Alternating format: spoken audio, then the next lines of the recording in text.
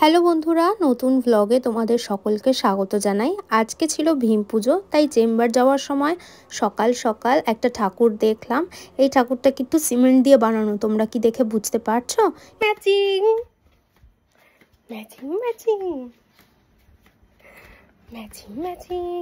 এখানে দেখো আমি আর গোলু দুজনে মিলে ম্যাচিং ম্যাচিং ড্রেস পরেছি।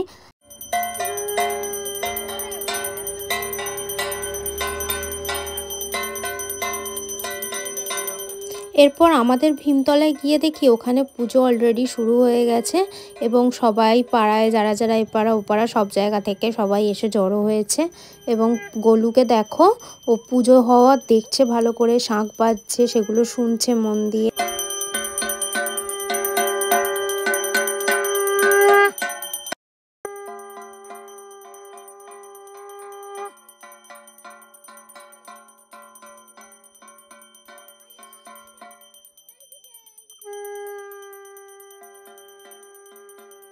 এখন রাত্রিবেলা হয়ে গেছে, মানে অলমোস্ট সন্ধে হয়ে গেছে এবং এই সময়ে আমরা অপেক্ষা করছি সন্ধ্যা আরতির জন্য। তার আগে মেলা যা যা বসেছে তোমাদেরকে দেখিয়ে দিই। এখানে জিলিপি বাদাম বসেছে, এই দাদুটা এখানে ডিম সেদ্ধ, ঘুগনি আর আলুর দম নিয়ে বসেছে। আর এখানে দেখো কি সুন্দর হাওয়াই মিঠাই তৈরি হচ্ছে।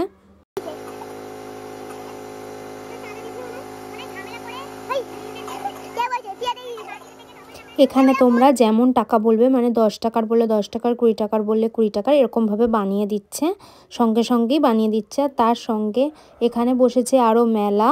এখানে বাচ্চাদের খেলনার জিনিস ছিল, এখান থেকে একটা ঝুমঝুমি গোলুর জন্য নিয়েছি, আর কিছু কিনিনি। আর এখানে হচ্ছে ফুচকা বিক্রি হচ্ছে। এই দাদাটার বাড়ি আমাদের পাশের পাড়াতেই, তাই দাদাটা আমাকে বলছে ভিডিও করছিস তো, এরকম গল্প করছিলাম।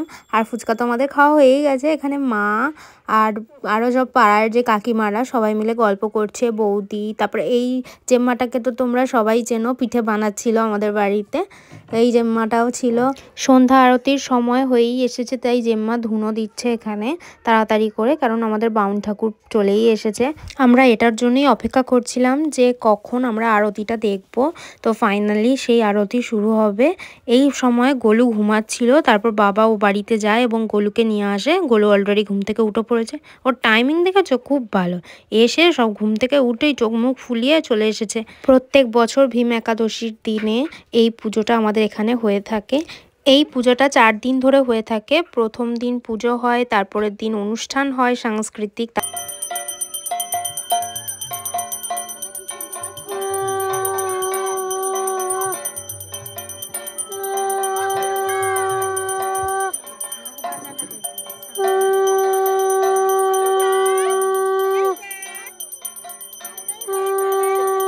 সাংস্কৃতিক অনুষ্ঠানের পরের দিন খেলা হয়, বাতি জ্বালানো, হাঁড়ি ভাঙা ইত্যাদি।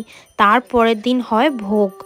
সব কিছু মিলিয়ে 4 দিন ধরে চলে এই পুজোর উৎসব।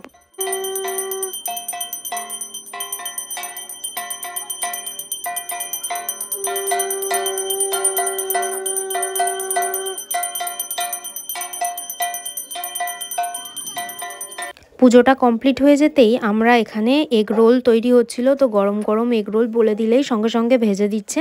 টাটকা টাটকা গরম গরম এগ রোল খেয়ে নিলাম আমি আর মা দুজনে মিলে। পরের দিন সাংস্কৃতিক অনুষ্ঠান হচ্ছে। দেখা হচ্ছে পরের ভিডিওতে, বাই।